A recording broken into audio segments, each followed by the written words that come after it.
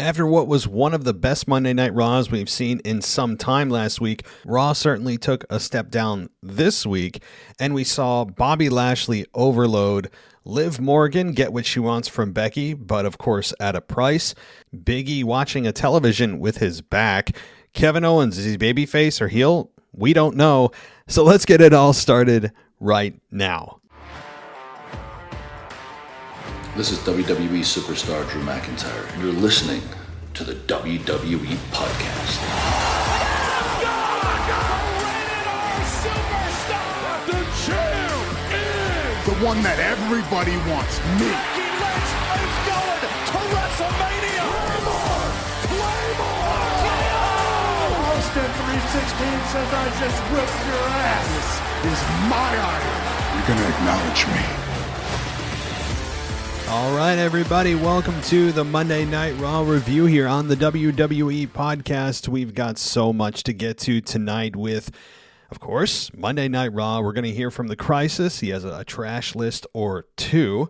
That's going to be a fun listen, and so we're gonna jump into that in just a second. First, thank you, everybody, for joining me here on the WWE Podcast, the unofficial WWE Podcast. For legal reasons, it's got to be said, right? We're not the official one. We're unofficially the official one. So I guess that's as close to actually saying we're a WWE podcast as I can get. But nonetheless, thank you guys for joining us as we continue to grow here on the podcast, continue to grow in numbers and show variety and everything like that. As Christmas approaches next week and a lot of our co-hosts kind of are here and there and everywhere, and myself included, I'm going to try to stick to a regular schedule next week. I don't know how regular it will be, but maybe it'll be some semblance of normalcy.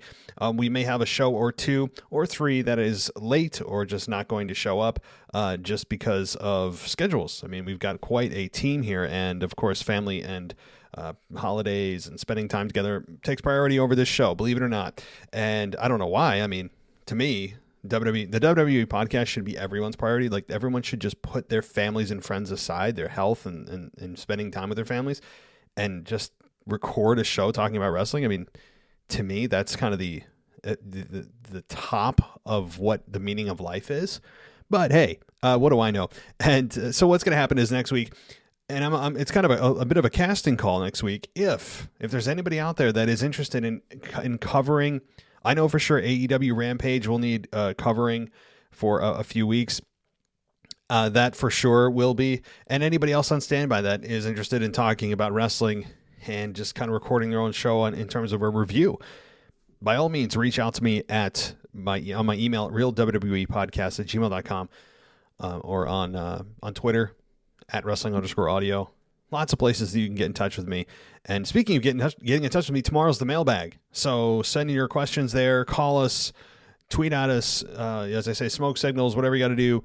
Morse code, don't care. We will be able to transcribe it and be able to answer your question here. So, one last thing. Don't forget, we're running a special, guys. I don't know how long it's going to last on Apple Podcasts. 99 cents for an entire month, 7 days free, or $9.99 for a whole 12 months of this show on Apple Podcasts. Just go to our homepage and click the Try Now button, or it says get rid of these pesky ads. Click that button. Boom, you're in. Or on Patreon, of course. Patreon's growing, and we have a great discussion going on in Discord all the time about current events and wrestling chatter. It's a lot of fun, especially during pay-per-views. So I'm also going to be going live somewhat soon on TikTok at the WWE Podcast. So follow me there. I'm going to be posting a new video tomorrow, but I do want to go live. I have not gone live yet on TikTok, and it seems to be what the cool kids are doing. So I want to join in and see if I can maybe get in the cool crowd and follow all of the other people who have been successful. So anyway, let's move on to Raw. That's why you're here. That's why I'm here. And I got to say, as I said in the very open of this show, it was not a good show. I thought overall not a good show. And here we go with all the, I'm sure some of you are already gotten your reviews on Apple Podcasts ready to go. You got it half written that all I do is complain about wrestling, right? That's all I do. And that's actually going to be one of my videos on TikTok, is responding to the negative reviews of this show on TikTok. So I'm going to kind of copy and paste some of those reviews and respond to them on TikTok. I'm not going to do it anywhere else. Nowhere else. So subscribe to us on TikTok. It's going to be a fun video. I'm going to try to get it out tomorrow, maybe while I'm actually at my big boy job on my lunch break or something. I'll be able to get that out because I've been wanting to respond to them because I got to say, with even positive reviews, I appreciate all reviews, which people don't realize. Giving me a negative review still helps because algorithms, right? And so, but nonetheless, it's hard. I can't respond to people directly. It's unfortunate when people just kind of say things. I can't respond to them directly. It's kind of a very cowardice way to approach reviews when the creator can't respond directly. So I'm going to do that on TikTok if you're interested. So anyway, back to Monday Night Raw. We have a show here, had a show that was, again, a big step down from last week. Last week, I hope, was not an anomaly, that it was something that WWE, I was hoping that they could build on it, particularly with the Liv Morgan support. And you know what, let me start with Liv Morgan, because I thought for sure that they would open the show with Liv and Becky. Given all the momentum that came off of the show last week, that the fans seemed to be generally behind her. They had a great reaction for her during the match. She got screwed out of the championship. A lot of fans on social media, I saw anyway, were advocating for Liv to get another match. And while they did give us that next match and that other match, to me, it would have made much more logical sense to have Liv and Becky open the show. Yeah, yes, you have Bobby Lashley back, and we saw more of Bobby Lashley in one night than I think we've ever seen in his career in a single night. To me, I mean, I don't dislike Bobby Lashley, but that's saturation. That's oversaturation right there. I don't care who the talent is. It's not a referendum on Bobby. It's just when you see someone that often in 3 matches plus backstage segments plus the opening promo to get to these 3 matches, it's too much. I don't care who you are, how big your name is. Honestly, it's just too much. But that said, to me, I would have opened with Liv and Becky. I think the crowd was ready to get into Becky and Liv, and instead it was thrown into the middle of the show. I believe it was smack dab in the middle of the show, if I'm not mistaken.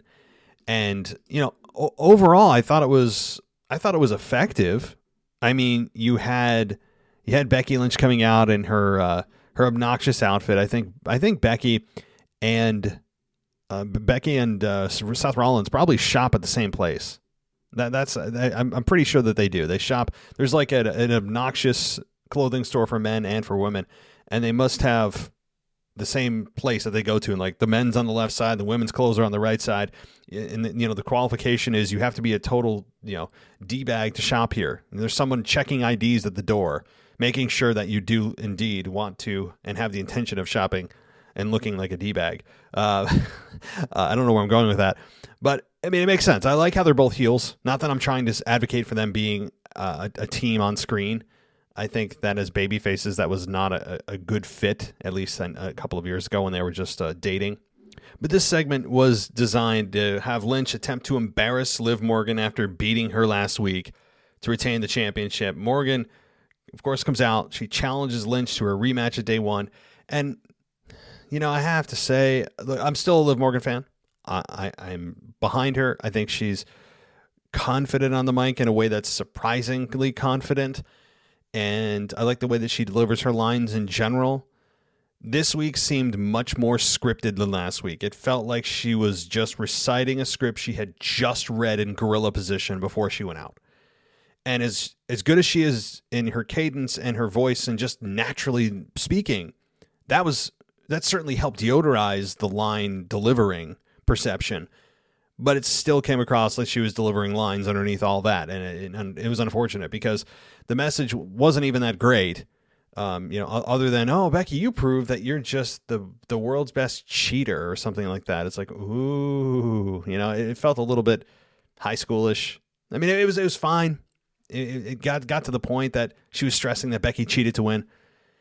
And also the one line that I was a bit put off by, I'm always put off by this, no matter who does it, is when they start talking about the fans and fighting for little girls and boys. Please, spare me the pain. This is not a Saturday morning cartoon special. We're not watching Shining Time Station. Boy, some of you don't even know what I'm talking about when I say that. George Carlin was a train conductor in a old late 80s, early 90s TV show called Shining Time Station. Shining time station where dreams can come true. Oh boy, I just triggered a lot of. Anyway, if you grew up in the 90s or in the 80s, memory unlocked. I just triggered a memory for some of you. Some of you are like, "What the hell is he talking about?" It's a product of growing up in the mid 90s. Anyway, never thought I'd mention Shining Time Station on my show ever.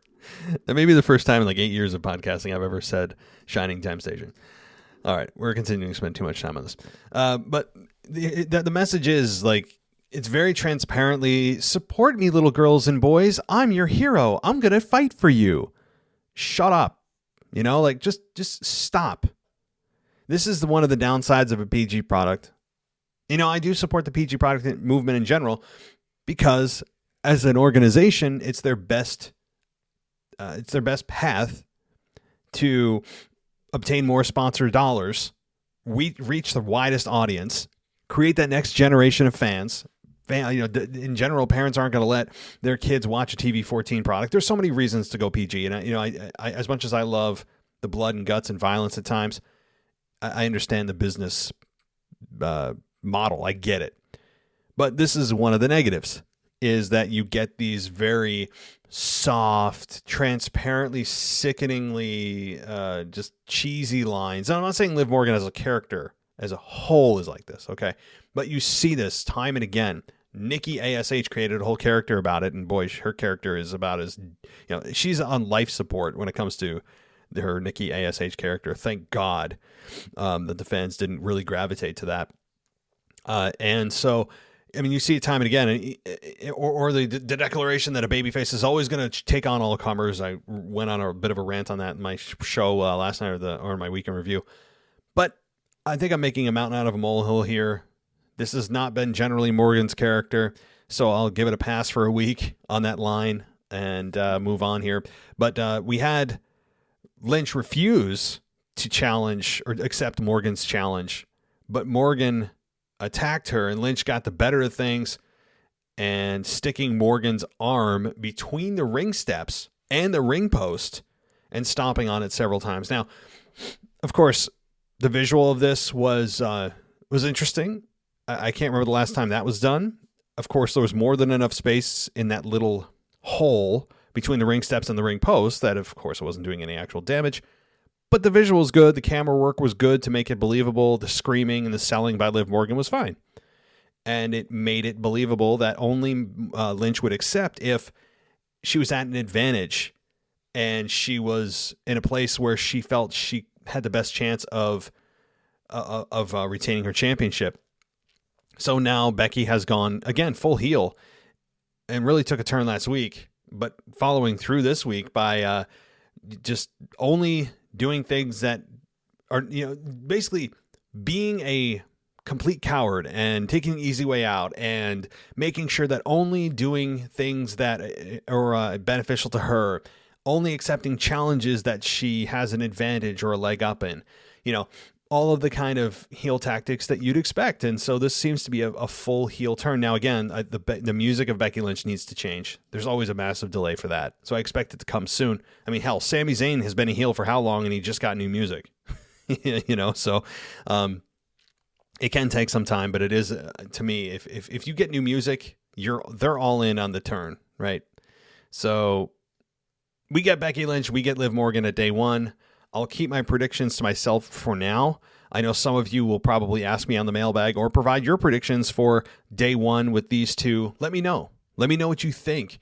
If Liv Morgan does have an opportunity to truly take the belt off of Becky, or if perhaps this is just another stepping stone for Liv to get to WrestleMania to face Becky, or maybe she's a favorite to win the Rumble. I have my thoughts. I will say that. I have my thoughts about how day one's going to go. And then what the path beyond that is. So somebody ask me so I can sound smart tomorrow night. Okay. What else happened? Otis. Otis is, now this is, again, as I crap on something and I get I'm not just crapping on it to get click ratings or whatever. Like, I truly believe everything I'm saying, I want you guys to understand, whether you love it or hate it or complain that I complain too much, which is kind of a bit hypocritical, isn't it?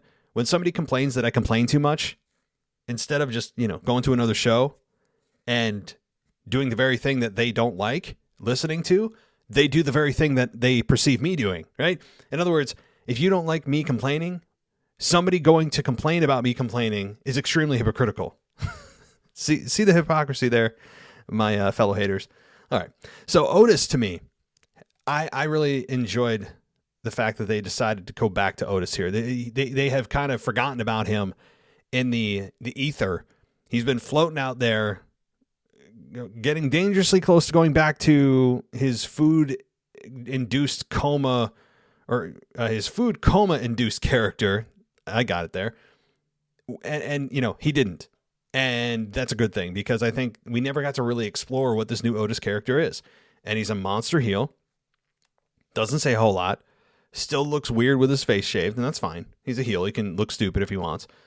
That's why being a heel is so liberating. But Otis defeats Riddle with a front slam. Essentially, it's the world's strongest slam, if you remember Mark Henry. And that's fine. I think it suits Otis completely. You know what? I wouldn't even have minded if Big E took it. Can Big E just adopt that? I mean, can we have Otis and Big E swap? Or maybe Big E, with him quoting, Booker T all the time, just take the scissor kick and the spinneroonie. I mean, I don't care. It kind of fits him, right? Anything but the big ending. To me, the world's strongest slam would make total sense for Big E. And anyway, so Otis beats Riddle clean. Even more amazingly, after the match with Randy Orton at ringside, Randy slid into the ring, and you would think that he's about to drop Otis. Oh, no. Otis ends up fending off an RKO, and he delivered it. Randy delivered it to Chad Gable, and then Otis put down Randy. And so I gotta say, Otis came away looking really strong, not even taking a finish. Barely got taken off his feet. He did at one point during the match, but it took a while. So I really think this was a nice rebuild for Otis. Where does it end? I don't know. They probably don't have an end game. I have no reason to believe that they have an end game. But at least for this week, they've reestablished Otis as this monster heel that needs to be taken down. And having Otis and Gable feud with Randy and Riddle, I think, is good right now. And it's really telling that we had Riddle lose clean to Otis. That speaks volumes right now. Now, the one thing I will say, and here, I'm about to critique something, but it's most things I critique are easily fixable. That's why I get so heated about it, is that it's not some impossible Rubik's Cube problem. Like, I'm not asking someone to, calculate the mass of the sun. It's something that is easily fixable from a production standpoint, or just from, hey, just do a little more of this or a little less of this. And the problem I had was the lack of selling as a whole of knees to the face. Knees to the face seemed to be kind of the new cool thing to do, where clotheslines originally were not intended for a transition move. Believe it or not, a clothesline used to be a finish back in the day. Then a DDT became a transition move. Then a super kick became a transition move. And now knees to the face, i.e. Daniel Bryan's finish, and when you think about it, should be a finish, are now barely sold or registered by opponents. Like, you hear the slapping, you hear the knee slapping. It's timed usually very well where the person's slapping their hand on their leg. It doesn't look like they're slapping their hand on their leg, and that it's actually the sound is made from the contact of the knee to the face. So, they're professionals, and they certainly do execute it well. The problem I have is we had Riddle do this a number of times to Otis, and Otis not only didn't sell it, he barely registered it. I mean, he stumbled for like 2 seconds and then went right back to his next offensive move. Now, look, I understand Otis is being billed as a monster. You can't build muscle on your face, number one. Number two, anybody that hits you in the face with their knee going at that speed, with that amount of mass, you're getting knocked out. End of story. So the least you could do is sell it. So this was prevalent not just here with Otis, but also with Becky Lynch and Liv. When Liv hit Becky in the face with her knees, I was like, oh, cool, she's taken down.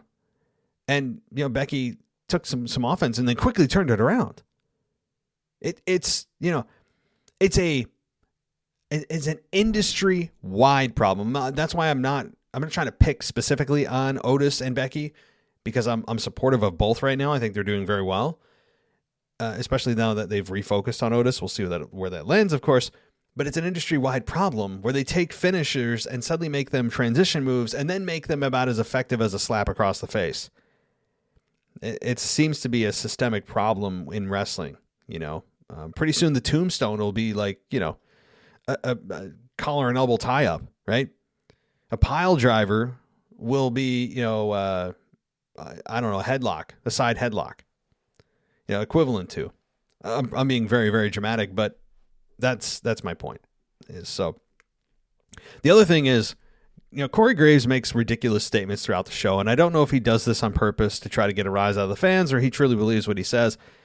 And he called Otis a, quote, world-class athlete. I'd love to ask Corey, by what metric? Exactly what are you using to make that statement? Is there data to support this? Now, again, there's general sweeping statements they make all the time about WWE, and that if you're in WWE, you are by definition a world-class athlete. I can say that with very high certainty that no, not all body types are world-class athletes. I have a very hard time believing that Otis would be able to keep up with another world-class athlete in, say, a triathlon. Okay?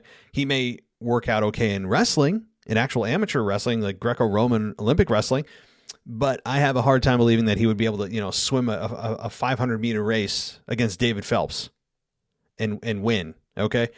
World-class athletes are Olympians. That's a world-class athlete, or in an extremely competitive environment. Wrestling is a show. It's a sport, simulated sport, completely made to entertain us, right? I still don't like the phrase sports entertainment. So those of you out there are like, oh, he just supported the phrase sports entertainment. No, I didn't. I'm not going into that whole rally or that whole rant. I'll pause that. But my point is, Corey, no, he's not a world-class athlete. He's athletic. He's a tough guy. And he's interesting. He can cut I shouldn't even say he can cut a promo. We don't know yet. We haven't heard much from him since he shaved his face. Maybe it's shaved off, his vocal cords with it. I don't know. But anyway, I'm like, Corey, stop.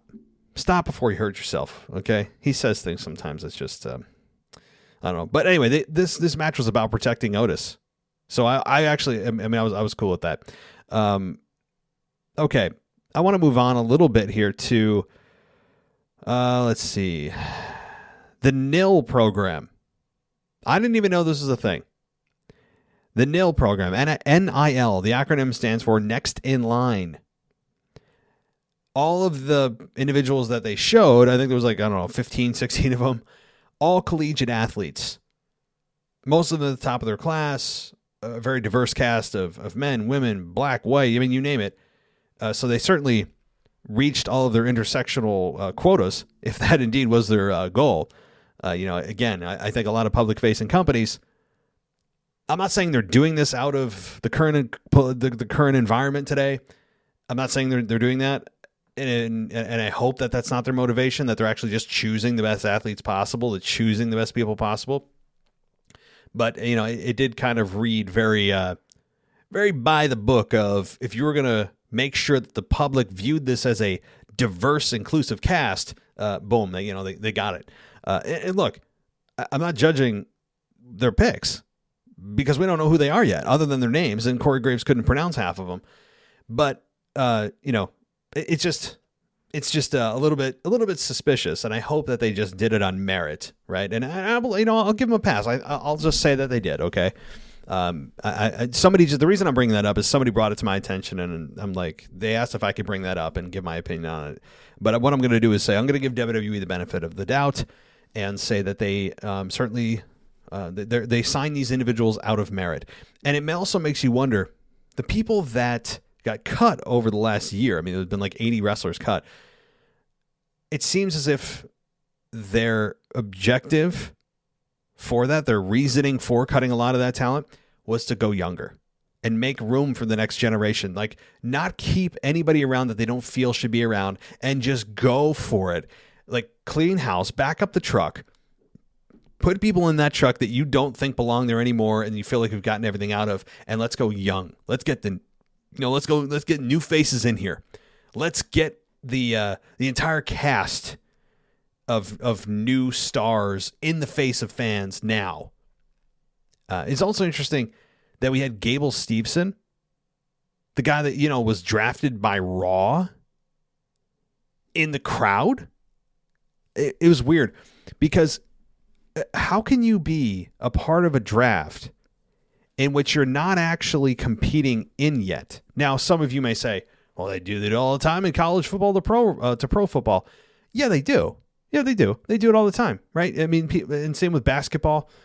They draft high school students that are seniors to go to college, and they do from college to pros. But the difference is they're already in their said sport. Okay? Gable Steveson, I have yet to see any footage of him doing anything other than sitting at his house crying with his family about him being announced on Raw as a draft pick. And that's cool. Like, I'm in support of Gable Steveson. I think he's got a good look. He's got an actual credentialed background. Cool. But it's just weird to me that you could actually make a draft pick for somebody, not having be utilized for many, many months, and then have them sit. If they're a part of your company, you don't even let them backstage. You just have them sit in the crowd. That was weird. That was weird. So eventually we'll see Gable Steveson. I don't know in what capacity, but okay. All right, let's move on. But I got to say, the NIL program, that sounds like a Nick Khan special. That sounds like, hey, people have been asking, what are we doing? Why are we making all these cuts? Well, here's one of the programs we're implementing, the Next in Line program. And you know what? I actually do. Again, I support it. They should go young, as should many sports, because once you have an established star, you got to create other stars from that star. Why not? That's how the wheel keeps on spinning, baby. So, let's talk Vince McMahon for a second. So, we still don't have a payoff to Vince being back on TV. We don't have a payoff. It's still Vince just randomly there. Maybe he was like, hey, I'm tired of being backstage and creative. I just want to be on TV. Maybe that's what it is. I don't know. And he's the boss. He can do whatever the hell he wants. But it's getting to the point. I put this in the title of the show for a reason.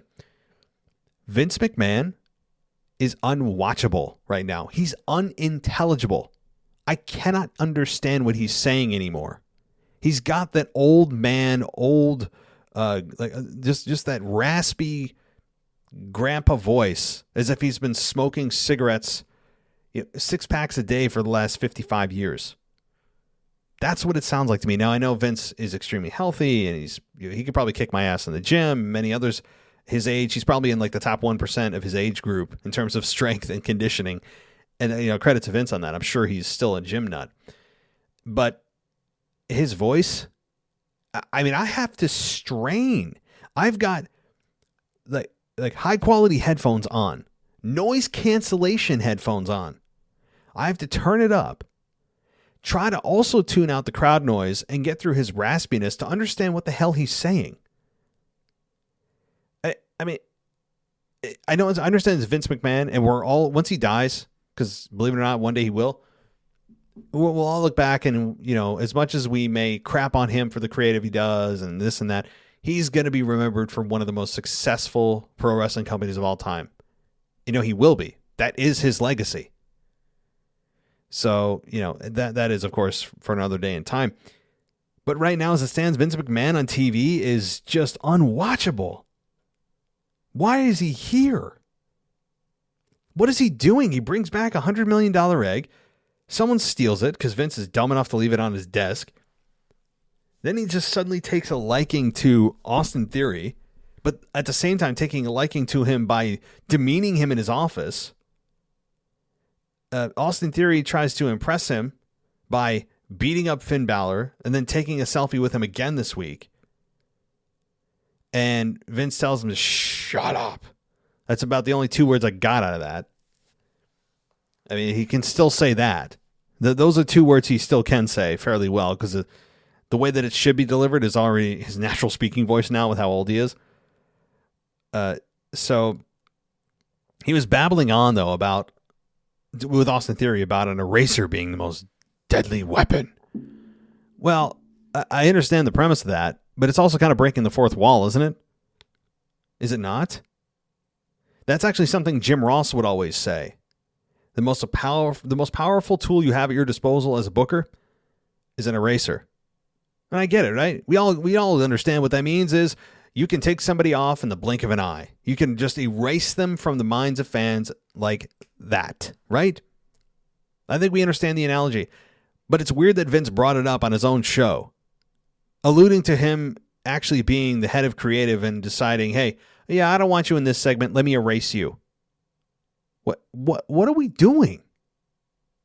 What is this? What is Vince on TV for? Maybe there's somebody out there within the sound of my voice that enjoys these segments with Vince. Maybe there is some higher purpose to them. And eventually it'll all make sense somehow in some universe that, oh, okay, I understand why he's back. It's this and this and this. Even if there is a master plan, which I don't believe there is, even if there was, in the meantime, this is unwatchable for Vince. You can't hear the dude. It's frustrating. And when you do hear him and you understand his sentences are weird. And his mannerisms are weird now. He's not Vince McMahon of, the Attitude Era anymore. And I know that's where we all kind of freeze him in time in our minds. And then when we see him, he looks like, it's Weekend at Bernie's. So, I don't know. I hate to say it because I like when Vince is on TV. He knows he draws ratings, and perhaps that's the reason from a selfish standpoint, from an ego standpoint, he knows that anytime a McMahon is on TV, it draws ratings, which is, for the better or worse, the truth. But perhaps that's a motivator as well. But I don't know what he's doing here, telling Austin Theory he's going to erase him and tell him to shut up. He slaps him last week, all this stuff. So, okay, let's move on. I'm going to try to find something positive here. Miz and Edge. Now, this was not as good as their first segment together, I have to say. And then this is not a negative, because I'm going to stay on the positive train here. It's just an observation that since they first engaged 3 weeks ago, it seems as if it's been cooling off and cooling off and cooling off, because they started at 100 miles an hour, and now they've had to dial it back with their promos. So instead of building it up, they've slowed it down. It's just an interesting dynamic where, they started red, scalding hot in response to the MJF CM Punk promo, which is exactly what it was. And then they have since then kind of gone back to like the WWE style promo, and it's been kind of by the numbers, and it's been certainly fine. But it's weird to see them kind of going backwards in the all important momentum, right? So we had Miz and Maurice run down Edge before Edge came to the ring. Miz called himself a Hall of Famer in the class of 2022, created his own video, hilariously edited out The Rock from WrestleMania 27 when he faced John Cena in the main event of WrestleMania and won, and took away the rock bottom. That's very noticeable and funny. So that was fine. Again, this is the best version of The Miz when he's with Maurice. Maurice just does something to The Miz to make him palatable. It's such an, when I see Maurice, it's a breath of fresh air. Her accent's fun to listen to. In ring, I'd like to see what she can do. It seems as if with her ring gear kind of on, that she's back in an active role. We'll see in the coming weeks. But Edge ends up trying to spear Miz, but Miz uses his wife as a shield, and she doesn't take kindly to that. After Miz puts Edge down with a skull-crushing finale, we had Maurice actually slap the Miz and walk off in anger. I hope this is not a split. Miz and Maurice are a really nice couple to watch, and you got to look at Miz and Mrs. They're not going to break these two up. Nobody wants to see them get divorced. Fans don't have a vested interest in this of, oh man, this is Maurice's time. I think fans don't really care too much about Maurice in a singles role. Maybe that'll change, and I hope she has a nice career if that's the path they're going. But a breakup? No. It's just a quick rough patch. But it also is nice showing the cowardice of Miz using his own wife as a shield from Edge. That actually is it's a really fun fun thing to watch. And you see that from time to time with the cowardly heels using a woman as a shield. I have to say it's fun. And, you know, again, Miz and Edge at day one. I think most of us understand the outcome of that match, but there is always that possibility that Miz wins because whoever's Edge's next real opponent interferes. But you got to also remember there's the Royal Rumble right after that. I mean, I think it's like a 2 or 3 week turnaround time before we get the Royal Rumble. So that's going to be really hot on the heels of day one. And then we're rapid fire in pay-per-views. Can you guys believe it? Like, we are just a few short weeks away from WrestleMania season again. It's unbelievable how quickly things go. It's unbelievable. 2 years since the pandemic started. Yeah, we've got WrestleMania season a blink away. We've got Christmas next week.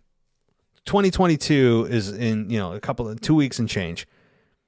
Guys, I mean, I'm not trying to be all, heartfelt and kumbaya, but man, oh man, it's unbelievable how quickly things go. And, you look up and boom. I mean, I'm 36 years old. I'm going to be 37 in a couple of months. And, I'm more than halfway to 70. Like, what the hell? What's going on? I don't know. Okay. Maybe I can borrow New Day's Time Machine. Remember they brought out a time machine one time? All right. I don't know. I'm trying to tie it back to wrestling. All right. So moving on, the Dirty Dogs defeat Damien Priest and Finn Balor via pinfall. Of course, this is where we had Austin Theory take a selfie, but this was a very quick match. Dolph Ziggler hit Balor with a zigzag. And after the match, Austin Theory, as I said, slid into the ring and took a selfie. Priest chased him off. So Austin Theory continues to gain some nice heat, being kind of the teacher's pet and also this obnoxious guy there with a camera that always takes selfies when people are at their weakest and he is at, in an advantageous position. So he does have some nice little heat on him, and the fans reacted to it as such. It was nice. He at least got a reaction when he did that to Finn Balor. I think the bigger story here is not even Austin Theory trying to impress Vince and where the whole hell that thing's going, because honestly, right now, I don't care. Is really the bigger story to me is Finn Balor here. Finn Balor has been on a losing streak.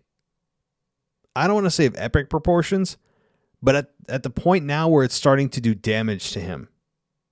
Now it's starting to damage him a bit, where wins and losses, we all know in wrestling, don't really mean too much unless there's excessive amounts of wins or losses, or there's massive wins or losses on a big stage like WrestleMania or another pay-per-view, the culmination of a program, and somebody's got to win. Outside of that, I have to say, Finn Balor is in a rough spot right now. He goes from main eventing with Roman Reigns. Many believed he could actually be the one to beat Roman as the Demon.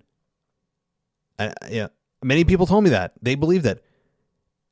And I'm glad you believed it, because that's what it's about, is believing in the characters that you love. But he goes from that to losing and losing. He loses to a single zigzag. What? The zigzag hasn't been effectively used as a finish since Dolph Ziggler won the World Heavyweight Championship when he cashed it in, I think, 9 years ago. I mean, the zigzag has essentially become a transitional move. It's amazing. I mean, so Finn Balor is on a very low run as a character right now. It's such a shame. Just put him back in NXT. See, this is a problem. If you're not going to do anything with him, you're using Finn Balor. You're using Finn Balor as a enhancement talent right now. I don't know. This was I don't think anybody saw that one coming. That Finn Balor loses clean to Dolph Ziggler with one zigzag. Okay. Queen Zelina defeats Rhea Ripley via pinfall with, you guessed it, a roll-up. Carmella and Nikki ASH at ringside provided distraction, although Nikki's was unintentional. This allowed Zelina to get the win in a very short match. Yeah, this was really short. Zelina hasn't, even during her Queen's Crown tournament matches, she didn't get a whole lot of time. Neither did any of the women, but this is kind of an extension of that, not giving the women time, is this particular match right here with Queen Zelina defeating Rhea Ripley. I mean, this was over. I mean, if you got up from your couch or you left your phone somewhere, as many of us just stream it. We don't sit on the couch watching cable TV anymore. But, if you left for a moment, just go to the bathroom, quick, come back, it was over. And Queen Zelina, I do have to say, too, though, as much as I don't like how quickly these matches are ending, because I think Zelina and Ripley both are excellent talent and have more to deliver than what we're seeing. That said, I do like Zelina giving a fake British accent, but acknowledging it's fake and then going all Long Island, on the crowd. Yeah, that I do like, where she's clearly bringing a fake accent in, snaps back into herself, where something is triggered in her by the crowd. She loses it on the crowd, and then they bring her back to just the obnoxious British accent of everyone's our loyal subjects. I mean, she literally said that. It's fine. I think this gives Zelina something to do, and it's infinitely more interesting than where she was prior to this. So, all right. Of course, you could dive deep into Rhea Ripley and Nikki ASH. I'll leave that to you guys. I'm interested to hear what you guys think about Queen Zelina and Rhea Ripley and where they're at, where are they going. And let's see what else. Let's see. Bianca Belair defeats Doudrop via pinfall after a 450 splash. Weird. Just kind of weird. I mean, to me, I don't know why. Well, I'm cool with Bianca Belair, doing new maneuvers. I still want to see her hit Doudrop with the KOD. I just want to see it. Okay, where are we at here? Bobby Lashley's 3 matches. Okay, this is where we'll end things, and then we'll end things on my end, and then we'll get to the trash segments, I promise, with the crisis.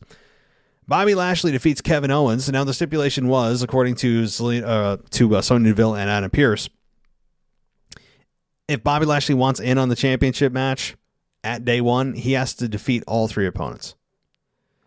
So the first one was Kevin Owens. Kevin Owens ends up submitting before the Hurt Lock even got put in. And at first I was like, wow, this makes him look really weak. What are they doing? Upon further evaluation, what I mean by that is by an extra 2 seconds of thinking about this, made Kevin Owens look smart. And he explained it because he didn't want to get put in the Hurt Lock, have damage done to him. He knows he's not going to get out of it. So just tap out before you even, it's even locked in. And that was a great, really smart booking right there. And the match was fine. Kevin Owens losing here made sense given the fact that Bobby right now is the guy that they're trying to build. Then we get Seth Rollins facing Bobby Lashley. This is where, to me, this went off the rails a little bit. And here, I'll explain what I mean. So Kevin Owens at the beginning, by the way, is coming out and he's saying that to Big E that he's going to be the champion that the fans can be proud of. That's not something that a heel says, just so you know.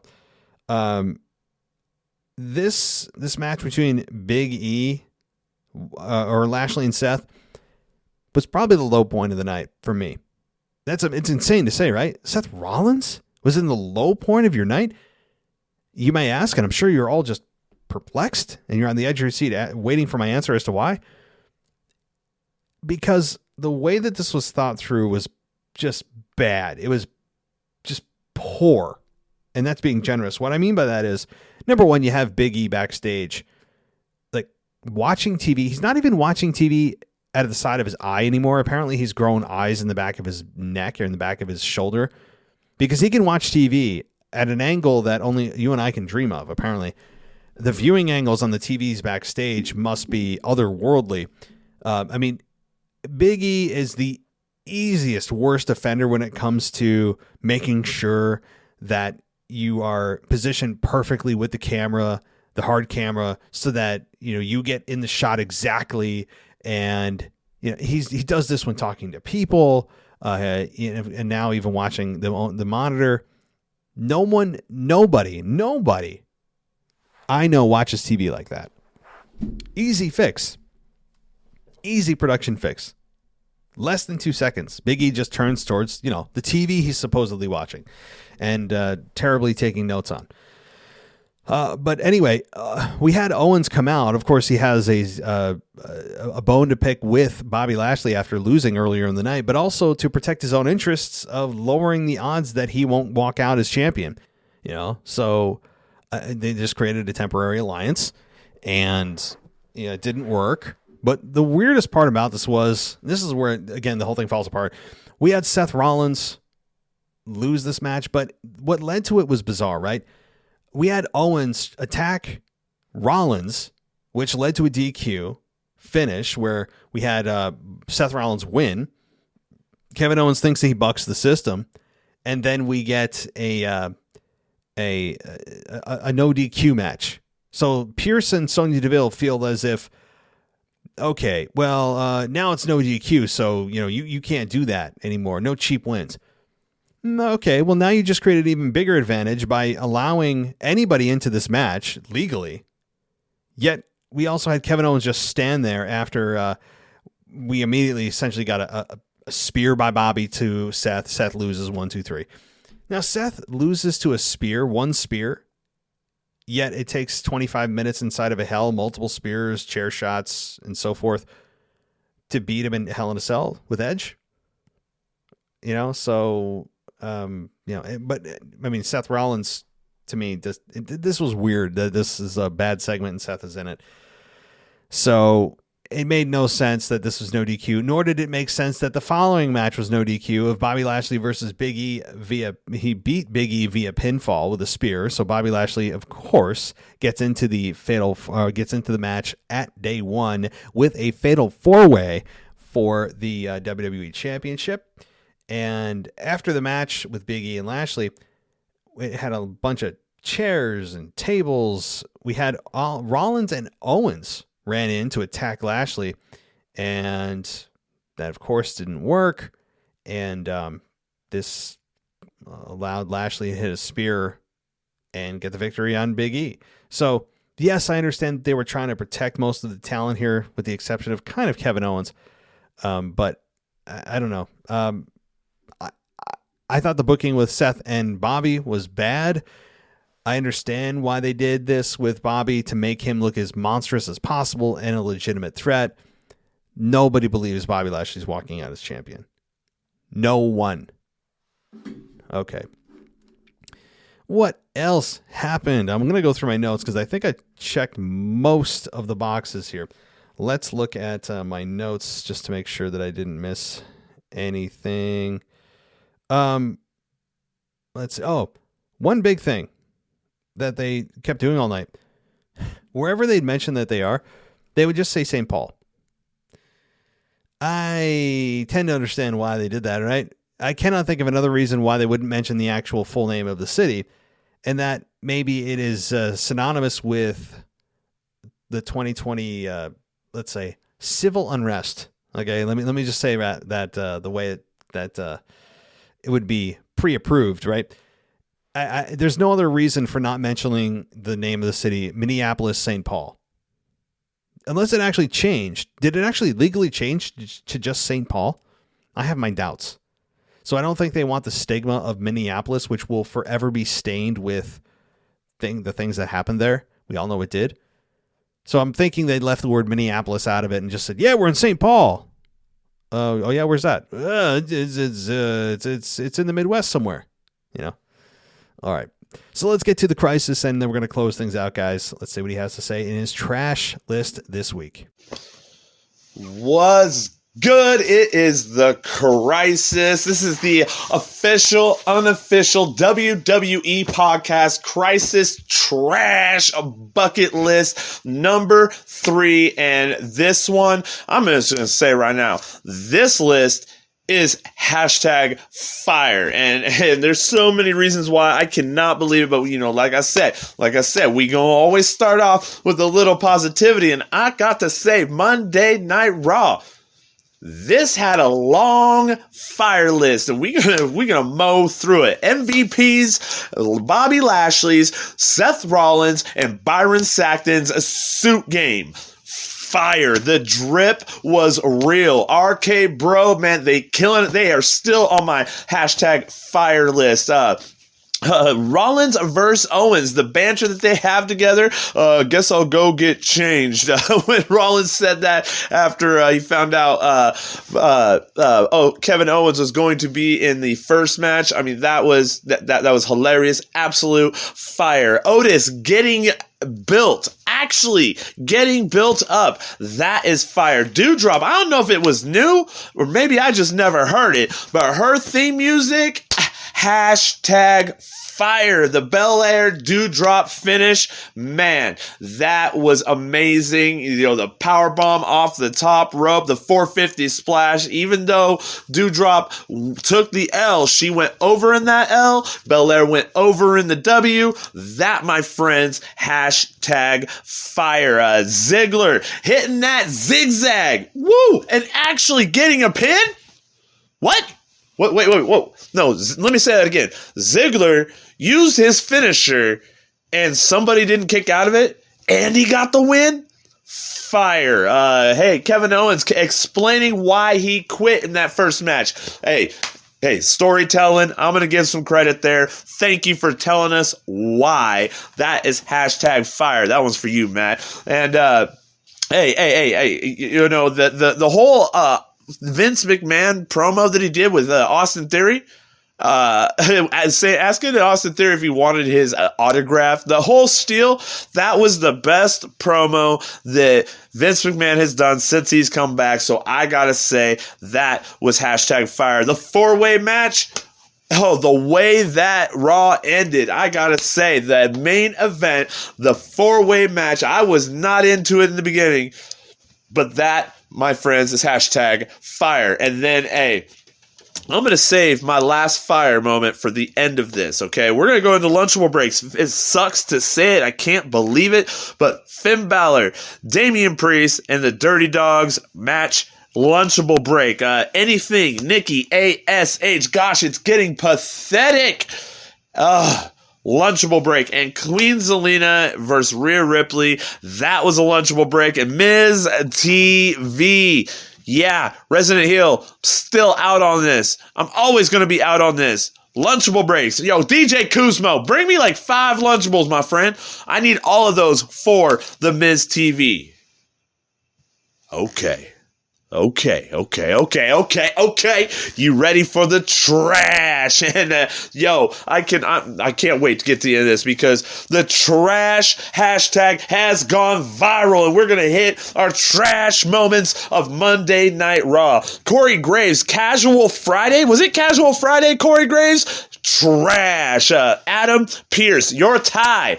Trash. 3 Lashley matches in one darn show. Come on. There's more wrestlers out there that we can see that trash. Dewdrop, still using the name Dewdrop. No, everybody, it's Piper Niven. And they did WWE has filed the trademark, so I'm just waiting now. But Dewdrop, the same name. Dewdrop's name is Trash, not Dewdrop herself. No. Piper Niven is one bad woman. I'm saying.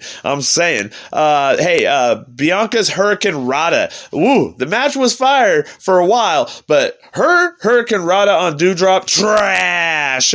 Still no U.S. title being defended. Trash. Rhea, still a babyface? Trash. Women's tag team titles, what? Trash. Zelina's roll up. Trash. Big E trying to watch TV out the side of his eyeballs. Trash. And the word that they're using for day one, stupendous?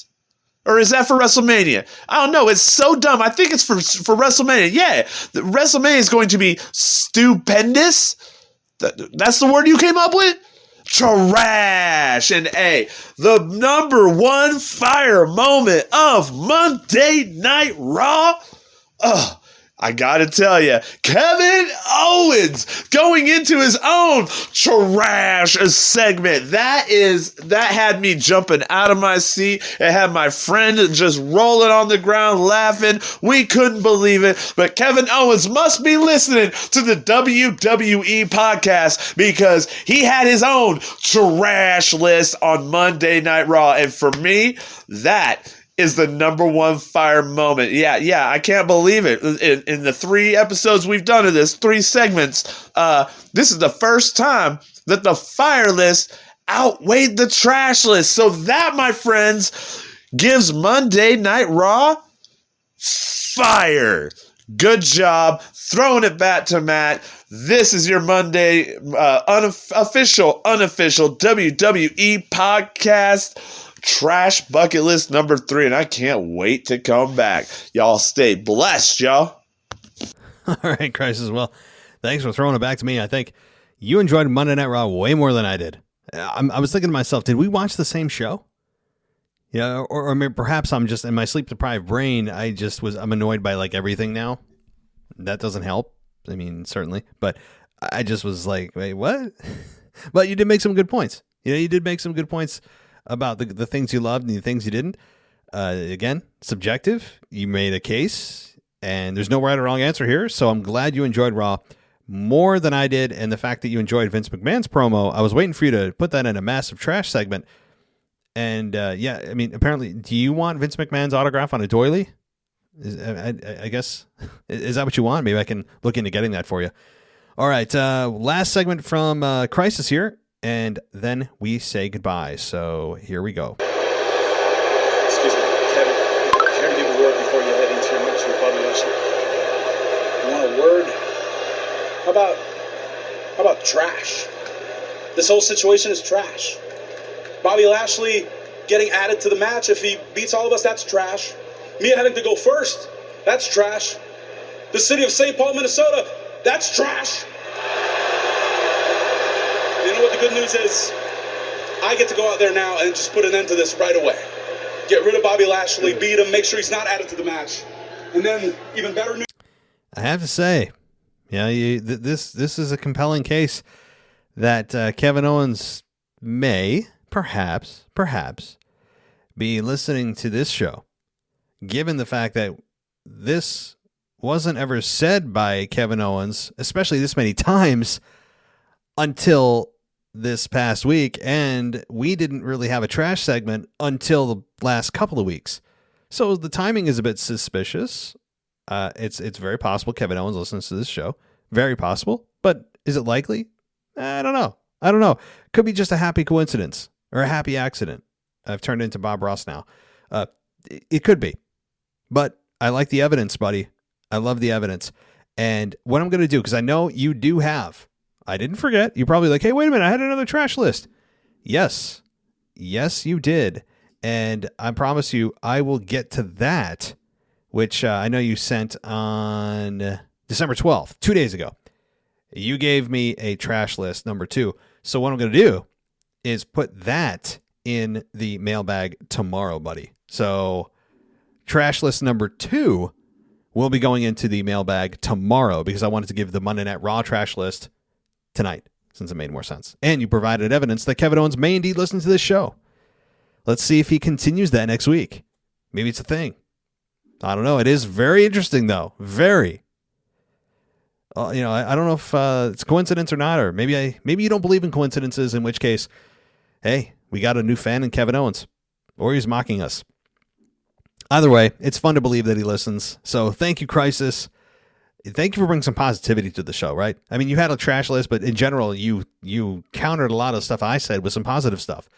That's good. I want people to counter what I say. I don't want people just to, oh, I'm the host, you got to agree with me. No, and you don't, and I like that. So everybody, thanks so much for listening and taking the time to hear what we have to say. And we'll be back tomorrow with the mailbag, including Crisis's trash list number 2. And maybe you have a trash list. Maybe you have an opinion on what's going on right now in WWE. I know, again, as we get closer to the holidays, things kind of wind down before they really ramp up in a big way. And we go into 5th gear starting on January 1st with the day 1 pay-per-view and then Royal Rumble and right into WrestleMania season. So things are about to really explode wrestling-wise. But when it comes to this week in WWE, I'd love to hear your opinions and your thoughts. So tweet us at wrestling_audio or on Instagram at WWE_podcast, or don't forget to follow us on the TikTok at the WWE podcast or you can email us, realwwepodcast@gmail.com. Or if I was Michael Cole, I would say realwwepodcast@gmail.com. Right? It's so weird when he says that. All right, so let's move on to saying goodbye. Thank you, everybody, for listening. As always, take care. I'll talk to you next time. Thanks for listening to the WWE Podcast. Don't forget to subscribe on your favorite podcast app so you don't miss a show, or head to WWEpodcast.com. And for all of these shows ad-free, head over to patreon.com/WWE Podcast. Until then, we'll see you next time.